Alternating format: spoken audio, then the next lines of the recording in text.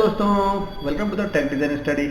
ठीक है, तो educationwood.com पे जाकर आप कोर्सेज के बारे में जानकारी ले सकते हो। और मैं आपको बताऊं, आज हम लोग multi cavity mould design for the plastic product हम लोग देखने वाले हैं। तो इस तरह से कुछ हमारा मोल्ड दिखेगा, राइट। तो इसके अंदर आपको सभी प्लेटें दिखेंगी, for example like top plate, bottom plate, cavity plate, core plate, back plate and the spacer block and all the child parts, है ना। सभी चीज़ें आपको नजर आएंगी। कुछ डिज़ाइन स्टेप्स हैं, हम लोग उसको सबसे पहले देखने वाले हैं, समझने वाले हैं, राइट। तो देखिए, मोल्ड डिज़ाइन स्टेप्स, है ना।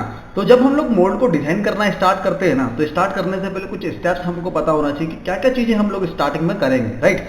जैसे फॉर एग्जांपल प्रोडक्ट को रिव्यू करते हैं, राइट। सबसे पहले हम लोग प्रोडक्ट को देखते हैं कि उसके अंदर कोई अंडरकट तो नहीं है, इंटरनल या फिर एक्सटर्नल, या फिर उसके अंदर कोई ऐसा कोई चीज़ तो नहीं है जो मोल्ड को डिज़ाइन करने के दौरान प्रॉब्लम क्रिएट करेगा, राइट। सेकेंड जो चीज़ है वो है प्रोडक्ट प्रोजेक्टेड एरिया, मतलब प्रोडक्ट के प्रोजेक्टेड एरिया को हमको देखना पड़ता है फॉर द टनेज कैलकुलेशन, क्योंकि टनेज कैलकुलेशन के लिए हमको प्रोजेक्टेड एरिया की जरूरत पड़ती है। And the number of cavities हम लोग उसको मल्टीप्लाई करते हैं, ठीक है। तो जो भी इंजेक्शन मोल्डिंग मशीन अवेलेबल होती है उसके इंजेक्शन प्रेशर से उसको मल्टीप्लाई करके हम लोग 1 लाख से डिवाइड करेंगे, तो हमको उसका क्या मिलता है कि इतने टनेज की मशीन में भाई ये बन सकती है, राइट। चलिए भाई, उसके बाद देखते हैं प्रोडक्ट का मास। प्रोडक्ट का मास मतलब वेट, मतलब वो कितने ग्राम का है ना, कंपोनेंट कितने ग्राम का है। ये क्यों हम लोग देखते हैं, ताकि हम लोगों को ये पता चले कि जो भी हम लोगों ने इंजेक्शन मोल्डिंग मशीन को सिलेक्ट किया है उसकी शॉर्ट कैपेसिटी के हिसाब से वो प्रोडक्ट बन सकता है कि नहीं, उतनी ही नंबर ऑफ कैविटी के साथ, राइट। उसके बाद देखते हैं start making layout of multi cavity. भाई जब हमारे पास कंप्लीट हो गया है कि इंजेक्शन मोल्डिंग मशीन हमको यही यूज करनी है, for example like 30 ton, 50 ton, 80 ton, अगर हम लोग इसका इस्तेमाल करने वाले हैं तो उसका एक लेआउट कंप्लीट कर लीजिए depending upon the tie bar distance, है ना। टाई बार डिस्टेंस के हिसाब से हम लोगों को उसका एक लेआउट क्रिएट करना पड़ेगा फॉर द मल्टी कैविटी। लेकिन लेआउट जब हम लोग क्रिएट करते हैं ना, तो ये चीज हमको हमेशा याद रखना है कि हमको मैन्युफैक्चरिंग एस्पेक्ट से लेआउट को क्रिएट करना है, ओके। चलिए, उसके बाद है start design for CAD mould. मतलब जब अब कंप्लीट हो चुका है इतनी चीजें, तो भाई उसकी स्टार्ट कर सकते हैं, डिजाइन को स्टार्ट कर सकते हैं हम लोग, राइट। तो NX ग्राफिक्स या सॉलिड वर्क या केट या किसी भी कैड सॉफ्टवेयर का इस्तेमाल करके आप उसका डिजाइनिंग स्टार्ट कर सकते हो। बिफोर डिजाइनिंग आपको एक चीज हमेशा याद रखनी है कि आपको पहले कैलकुलेशन के ऊपर ध्यान देना है। Without calculation there is no design. जब तक आप कैलकुलेशन नहीं करोगे ना, तब तक उसका डिजाइन पॉसिबल नहीं है, राइट। हम लोगों ने इतनी चीजों को देखा, तो अब हम लोग क्या देखने वाले हैं कि भाई ये हमारे पास कंपोनेंट है ना। इसके लिए हमको मल्टी कैविटी मोल्ड क्रिएट करना है, राइट। ये चीज हम लोग देखने वाले हैं। तो सबसे पहले जैसा मैंने आपको बताया कि डिजाइन स्टेप में क्या देखना पड़ेगा, projected area. How we calculate the projected area. तो हमारे पास एक सिंगल कंपोनेंट है ना, तो मैं इसको एक काम करता हूँ, मल्टीपल कंपोनेंट में कर लेता हूँ, right. This is the multi cavity component, right. अब मैं क्या करूंगा, एक कंपोनेंट जो है ना उसका प्रोजेक्टेड एरिया देखूंगा। फॉर एग्जाम्पल अगर मैंने बोला कि मुझे इसका प्रोजेक्टेड एरिया चाहिए, तो स्पेसिफाई प्लेन में यहाँ पर लेता हूँ, तो मैंने 10 mm के ऊपर मैंने इसका प्रोजेक्टेड एरिया, मतलब ये जो होगा ये प्रोजेक्ट होगा। मतलब कहाँ पर प्रोजेक्ट होगा, चलो अब मैं थोड़ा सा आपको दिखाता हूँ, ठीक है। थोड़ा सा आपको समझ में आएगा, भी बेसिक चीजें आपको समझ में आनी चाहिए। देखो यहाँ पर फॉर एग्जांपल ये वाला जो प्लेन दिख रहा है ना, यहाँ पर इसका ये एरिया प्रोजेक्ट होगा, तो मैं इसको प्रोजेक्ट करता हूँ। चलो, तो प्रोजेक्ट करा मैंने। तो प्रोजेक्ट करने के बाद मेरे पास एक इन्फॉर्मेशन का एक विंडो खुला। Into that information window you will get some information, right. देखो यहाँ पर आपको कुछ मिलेगा। सी यहाँ पर ये जो आपको दिख रहा है ना प्रोजेक्टेड एरिया, तो हम लोगों ने एक्स और वाई डायरेक्शन में प्रोजेक्ट करा है, राइट। तो यहाँ पर एक्स डायरेक्शन में, वाई डायरेक्शन में कंपोनेंट का विड्थ और लेंथ हमको बता दिया गया है। और यहाँ पर आपको दिख रहा है, see this is nothing but this is the X Y plane पर प्रोजेक्टेड एरिया है, राइट। जो एक्चुअल अगर मैं लेंथ और विड्थ की बात करूं, तो ये प्रोजेक्ट करेगा, तो भाई ये इसको अगर मल्टीप्लाई करोगे ना, तो ये 5000 के आसपास निकलेगा। लेकिन क्या होता है कि ये जो अंदर वाला एरिया है ना, इसको उसने कट कर दिया है, इसको उसने कट कर दिया। तो हमको जो भी एरिया रहेगा, जो क्लैंप होगा जो एरिया, राइट, तो हमको सिर्फ उसी का चाहिए। तो ये कट करने के बाद हमको क्या मिलेगा, 2483। तो मतलब ये क्या हुआ हमारा, ये हुआ हमारा प्रोजेक्टेड एरिया। तो जो भी हमारे पास 2483 आया, फॉर एग्जांपल 2483.53 है ना, ये जो हमारे पास आया इसको मल्टीप्लाई करेंगे 4 से मल्टीप्लाई करने के बाद हमको जो भी मिलेगा वो टोटल प्रोजेक्टेड एरिया होगा, राइट। इसके अंदर हम लोग 10% और द 15% हम लोग क्या ऐड कर देंगे कि भाई जो रनर के लिए या फिर स्प्रू के लिए हम लोग इस्तेमाल करने वाले हैं, राइट। वो जब हम लोगों ने ऐड कर दिया तो हमको प्रोजेक्टेड एरिया मिल गया। अब एक एग्जाम्पल के लिए, भाई कस्टमर के पास जो मशीन अवेलेबल है, फॉर एग्जाम्पल 30 टन की मशीन अवेलेबल है, राइट। तो 30 टन की मशीन अवेलेबल है, तो उसका जो इंजेक्शन प्रेशर है, फॉर एग्जाम्पल उसका इंजेक्शन प्रेशर जो मैक्सिमम है वो है 244 मेगा पास्कल, ठीक है। तो उस इंजेक्शन प्रेशर से हम इसको मल्टीप्लाई करेंगे कंप्लीट प्रोजेक्टेड एरिया को एंड और हम लोग उसको क्या करेंगे 1 लाख से क्या कर देंगे डिवाइड कर देंगे, we will get the value in tonnage, हमको टनेज में वैल्यू मिल जाएगा। मतलब वो जो टनेज वैल्यू होना चाहिए ना वो 30 टन से क्या होना चाहिए, कम होना चाहिए।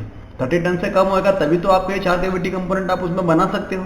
30 टन की मशीन का आप क्या देखोगे, स्पेसिफिकेशन देखोगे। चलो भाई ये इतनी कहानी हमारी हो गई, अब थोड़ा सा और आगे बढ़ते हैं, राइट। तो चलिए एक काम करते हैं, तो हमारे पास है ना 30 टन इंजेक्शन मोल्डिंग मशीन का क्या है, स्पेसिफिकेशन अवेलेबल है ना। तो उसके स्पेसिफिकेशन को थोड़ा सा हम लोग देखते हैं। सी 30 टन की मशीन है, उसका स्पेसिफिकेशन है। यहाँ पर एक चीज ध्यान रखिएगा कि यहाँ पर स्क्रू का डायमीटर चेंज हो रहा है। See A B C and D, तो स्क्रू का डायमीटर तो 20 लूंगा तो शॉर्ट कैपेसिटी चेंज हो जाएगा, 22 लूंगा तो शॉर्ट कैपेसिटी चेंज हो जाएगा, 25 लूंगा तो भाई शॉर्ट कैपेसिटी फिर बढ़ जाएगा और 28 लूंगा तो फिर इंक्रीज हो जाएगा, राइट। यहाँ पर देखो कुछ चीजें आपको और चीज पता चलेंगी भाई, हमको टाई बार डिस्टेंस चाहिए। See this is the tie bar distance for the 30 ton machine. तो इसके हिसाब से हमको क्या बनाना है, मल्टी कैविटी के लिए लेआउट क्रिएट करना है। तो 320 और 270, ठीक है। तो हमारी लेंथ या फिर विड्थ दोनों में से कोई भी एक चीज हमारी 320 या फिर 270 से कम रहेगी, ठीक है। क्यों, ताकि हमारा मोल्ड इंजेक्शन मोल्डिंग मशीन में जा सके, ठीक है। इसके अंदर कोई स्लाइडर नहीं लगने वाला, कोई लिफ्टर नहीं लगने वाला, सिंपल मल्टी कैविटी मोल्ड है। तो भाई हम लोगों को कोई प्रॉब्लम नहीं आने वाली है यहाँ पर, राइट, ठीक है। इसका इंजेक्शन प्रेशर देख लें जरा, देखो वेयर इज द मैक्सिमम। यहाँ पर एक चीज हमेशा ध्यान रखिएगा, देखो 244 इसका मेगा पास्कल में क्या है, 244 इसका मैक्सिमम इंजेक्शन प्रेशर है, राइट। अभी क्या है कि हर मशीन के लिए अलग अलग इंजेक्शन प्रेशर दिया हुआ है, राइट। जैसे फॉर एग्जांपल अगर बी का स्क्रू डायमीटर लिया मैंने तो उसका दिया है 202 और मैंने अगर सी लेता हूं तो 156। मुझे हमेशा सेफ्टी फैक्टर में देखना है, तो सेफ्टी फैक्टर में मैं मैक्सिमम इंजेक्शन प्रेशर लेके चलूंगा, ताकि अगर मैं छोटे इंजेक्शन प्रेशर या कम इंजेक्शन प्रेशर के साथ भी अगर डील करना चाहूं तो आसानी से मैं कर सकूं, राइट। तो भाई 244 का इंजेक्शन प्रेशर से मैं मल्टीप्लाई करूंगा तो मुझे टनेज कैलकुलेशन मिलेगा। तो जो भी मुझे टनेज कैलकुलेशन मिलेगा वो 30 टन से कम होना चाहिए, है ना, 30 टन से कम होना चाहिए। 30 टन की मशीन का स्पेसिफिकेशन हम लोगों ने देख लिया, मोल्ड डिजाइन करना स्टार्ट कर सकते हैं। शॉर्ट कैपेसिटी के बारे में देखेंगे तो उसके लिए हमको कंपोनेंट का क्या निकालना पड़ेगा, हमको वेट निकालना पड़ेगा, मास निकालना पड़ेगा। चलिए भाई मास निकालते हैं। See what is the solid density for the PP material, 0.90 ग्राम पर सेंटीमीटर क्यूब, है ना। अब कभी कभी कंफ्यूजन होती है ना, तो उसके लिए मैं थोड़ा सा एक चीज बता देता हूँ। देखो यहाँ पर डेंसिटी है, ठीक है, मुझे क्या निकालना है, मास। कभी कभी क्या होता है, कभी कभी किसी सॉफ्टवेयर में ये फंक्शंस नहीं होते, तो दैट्स वाई एक चीज याद रखिएगा, जो भी आपका कंपोनेंट का जो वॉल्यूम है, ठीक है, कंपोनेंट का जो वॉल्यूम है उसको क्या करोगे, वॉल्यूम को किससे डिवाइड करोगे भाई, सॉरी किससे मल्टीप्लाई करोगे, डेंसिटी से। जब आप मटेरियल की डेंसिटी से अगर मल्टीप्लाई करोगे तो you will get the mass. अगर मैं इसकी यूनिट की बात करूं तो यूनिट क्या रहेगा, सी यहाँ पर होगा फॉर एग्जांपल सेंटीमीटर क्यूब। यहाँ पर डेंसिटी की बात करूं तो डेंसिटी क्या होती है भाई, सेंटीमीटर क्यूब, ठीक है, ग्राम पर सेंटीमीटर क्यूब, मतलब ग्राम पर सेंटीमीटर क्यूब ये होती है इसकी, ओके। और यहाँ पर ये जो मास होता है वो किस में होता है भाई, ग्राम में होता है। तो यहाँ से क्या होगा बेसिकली, ये अगर मैं बोलूंगा कि भाई सेंटीमीटर क्यूब और यहाँ पर अगर मैं मल्टीप्लाई करता हूँ तो ग्राम बाय सेंटीमीटर क्यूब, तो सेंटीमीटर क्यूब से सेंटीमीटर क्यूब कैंसल आउट हो गया, तो basically we will get the gram value, है ना। हमको क्या मिला, ग्राम में वैल्यू मिला। तो मतलब ये क्या हुआ कि वॉल्यूम को अगर डेंसिटी से अगर मल्टीप्लाई करते हो ना तो आपको क्या मिलता है, मास मिलता है, ठीक है। ये चीज थोड़ा सा ध्यान रखिएगा हमेशा, ठीक है। हम लोग डायरेक्ट यहाँ पर निकाल लेते हैं, तो भाई निकाल सकते हो, दैट्स वाई। तो यहाँ पर मास देख लेते कितना है भाई 10 ग्राम है ना, 10.45 ग्राम है। तो मतलब ये हमारे 4 कंपोनेंट के लिए कितना बना, 40 ग्राम। अगर मैं 10 ग्राम अगर और ऐड करता हूँ फॉर द फीड सिस्टम, है ना, फीड सिस्टम और अदर जो भी हम लोग इसके अंदर ले रहे हैं, ठीक है, जो सब रनर ले रहे हैं या फिर गेट ले रहे हैं, अगर वो उसको भी अगर हम लोग ले रहे हैं तो 50 ग्राम के आसपास ये चीज होना चाहिए। तो भाई 50 ग्राम हम लोग कर सकते हैं कि नहीं, चलो। तो यहाँ पर हमको फिर से स्पेसिफिकेशन में हम लोग जाएंगे और यहाँ पर हमको चीज पता चलेगी कुछ। देखो जरा, सी डी सेक्शन में जो दिख रहा है ना, इसके अंदर कितना है भाई, इसका अंदर जो शॉर्ट कैपेसिटी है, शॉर्ट वॉल्यूम है 1 मिनट, वो कितना है 68 का सेंटीमीटर क्यूब का वॉल्यूम है, ठीक है। अगर मैं 68 सेंटीमीटर क्यूब, है ना, और इसको अगर मैं मल्टीप्लाई करूं 0.90 ग्राम पर सेंटीमीटर क्यूब, है ना, इससे मल्टीप्लाई करूं तो ये मुझे इससे मल्टीप्लाई करने के बाद ये सेंटीमीटर से सेंटीमीटर क्या हुआ, कैंसिल आउट हुआ, मुझे ग्राम में वैल्यू मिलेगी। तो 68.0.90 कितना मिला मुझे, चलो इसको थोड़ा सा एक बार कैलकुलेट करके देख लेते हैं ताकि आपको वो इजी पड़े, ठीक है। तो यहाँ पर देखते हैं 68 multiply by 0.90 you will get some value 61.2। तो मतलब यहाँ पर जो हमको वैल्यू मिली वो कितनी मिली 61.2। अरे भाई 61.2 ग्राम मतलब हम लोग भर सकते हैं, और हमको वहाँ पर कितना मिला है 50 ग्राम।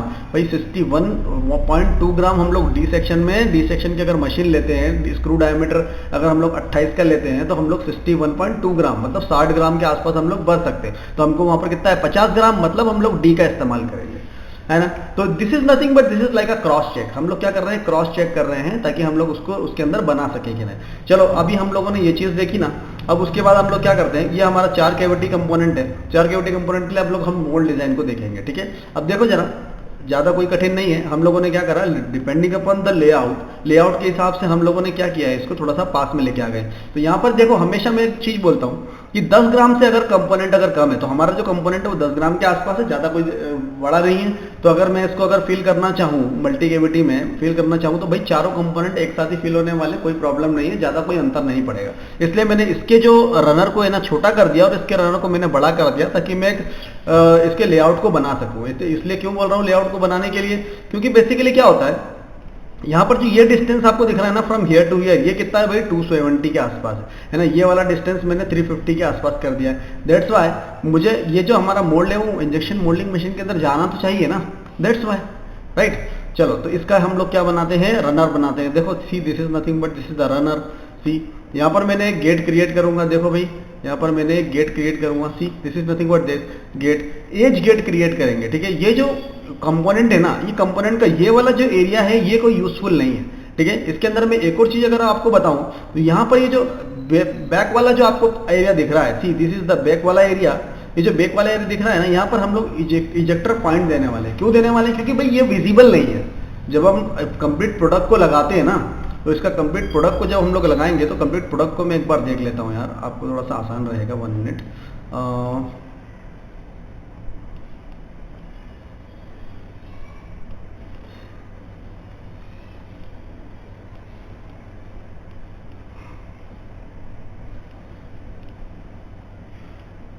चलिए ठीक है, इसका कंप्लीट प्रोडक्ट अभी हमारे पास अवेलेबल नहीं है, लेकिन देखते हैं, ठीक है।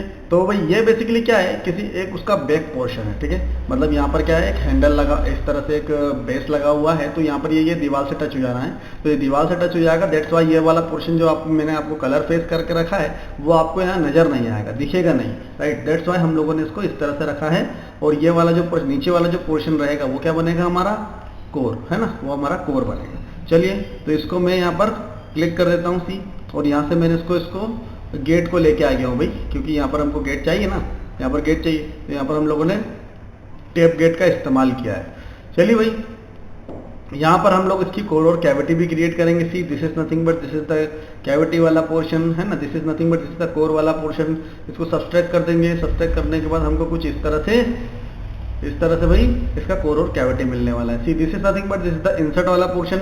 यहाँ पर ये जो दिख रहा है ना, ये this is nothing but this is the insert, है ना। ये क्या है भाई, इंसर्ट है। चलो तो ये इंसर्ट है, तो मैं यहाँ पर इसको कंप्लीट कर लेता हूँ। देखो भाई, तो यहाँ पर ये कोई ज़्यादा कठिन चीज़ नहीं है, ठीक है। यहाँ से अगर मैं इसको इंसर्ट को अगर इधर ले जाऊँगा पीछे, तो ये आपको कुछ इस तरह से नजर आने वाला है। सी, ठीक है, ये देखो लाइक इंसर्ट। तो इसको हम लोग बोलते हैं लोकल इंसर्ट, ठीक है, लोकल इंसर्ट। चलो और थोड़ा सा आगे बढ़ते हैं भाई, है ना। तो यहाँ पर हम लोग इसका कंप्लीट मोल्ड बेस क्रिएट करेंगे। जब एक बार हमारे पास सब चीज़ें बन जाती हैं, सब चीज़ें कंप्लीट हो जाती हैं, तो उसके बाद हम लोग क्या करते हैं भाई, इसके मोल्ड बेस को क्रिएट करते हैं। सी, तो हमारे पास कोर और कैविटी बन चुका है, और इसके मोल्ड बेस को हम लोग क्रिएट करेंगे। सी this is nothing but this is the complete mould base, ठीक है। अगर इसके मोल्ड बेस को अगर आप देखो तो ये किस तरह से दिखने वाला है, कुछ इस तरह से नजर आने वाला है। सी देखो जरा, ठीक है। तो ये कैविटी वाले पोर्शन को हम लोग इस तरह से इसको बना दिया है, देखो जरा। सी देखो, तो ये वाला जो पोर्शन है, ये कंपोनेंट के एरिया की वजह से हम लोगों ने किया है, ठीक है। क्योंकि कंपोनेंट का ये वाला एरिया यहाँ पर आ रहा है ना, कंपोनेंट का ये वाला एरिया कहाँ पर आ रहा है भाई, यहाँ पर आ रहा है। दैट्स वाई हम लोगों ने इसको क्या करा है कि ये वाले एरिया को यहाँ पर कर लिया। इजेक्शन सिस्टम जो रहेगा वो हमारा यहाँ पर रहेगा, इसलिए हम लोगों ने इसको बढ़ा के रखा है, राइट। तो ये कुछ अंदर इस तरह से फिट रहेगा, ठीक है। चलो अब इसको एक काम करते हैं और कुछ पोर्शन लेते हैं, 1 मिनट, ठीक है। तो इस तरह से हमारा ये हो गया 4 पिंस, जो आप बोल सकते हो कि this is nothing but this is the ejection pin. Okay, ejection pin. और अगर मैं इसके सभी पार्ट्स को, सभी चीज़ों को अगर मैं क्रिएट करता हूँ तो finally you will get some like this. ठीक है, तो यहाँ से मैं काम करता हूँ, यहाँ से मैं इसको हटा देता हूँ। सी, तो यहाँ से ये कुछ आपको मोल्ड इस तरह से नजर आएगा। सी, तो हमारा जो मोल्ड है वो कुछ इस तरह से, तो ज़्यादा कोई कठिन मोल्ड नहीं है, आसान मोल्ड है भाई। ठीक है, तो इसके अंदर हम लोगों ने स्क्रू बुश का इस्तेमाल करने की आवश्यकता इसमें हमको बिल्कुल भी नहीं पड़ेगी। क्यों भाई, एक काम करते हैं, क्योंकि इसके अंदर जो हमारा कोर और कैविटी प्लेट है वो ऑलरेडी क्या है, वो P20 मटेरियल और सॉलिड टाइप कोर और कैविटी का हम लोग इस्तेमाल कर रहे हैं। दैट्स वाई हम लोगों को वहाँ पर किसके इस्तेमाल नहीं करने की जरूरत पड़ेगी, हमको बुश की इस्तेमाल करने की जरूरत नहीं पड़ेगी। See, this is the complete mould for the 4 cavity of this component. ठीक है, विद द कंप्लीट कैलकुलेशन। ठीक है भाई, कंप्लीट कैलकुलेशन के साथ ही मोल्ड को डिजाइन हम लोग करते हैं। Without calculation there is no design. ठीक है, ये चीज हमेशा याद रखिएगा। ठीक है, तो भाई ये पूरा जो मोल्ड है वो कंप्लीट कैलकुलेशन के साथ है। इवन जो गाइड पिलर, गाइड बुश को भी हम लोगों ने कैलकुलेट किया है depending upon the mould base. अगर आपको प्लास्टिक मोल्ड डिजाइन का कंप्लीट कोर्स करना है तो आप ज्वाइन कर सकते हो भाई। यहाँ पर आपको ऊपर नंबर दिख रहा है। ठीक है, आपको वेबसाइट का नाम दिख रहा है। ठीक है, बाकी जो कोर्स वगैरह में हम लोग सब चीज़ें कवर करने वाले हैं वो सभी चीज़ें आपको यहाँ पर नजर आ रही है। राइट, तो कोर्स को ज्वाइन कर सकते हो। ठीक है, और मुझे व्हाट्सएप पे आप मैसेज कर सकते हो ताकि मैं आपको वहाँ पर सिलेबस शेयर कर दूँ, उसकी इन्फॉर्मेशन मैं आपको शेयर कर दूँ। ओके, चलिए नेक्स्ट लेक्चर में मिलते हैं दोस्तों, तब तक के लिए बाय।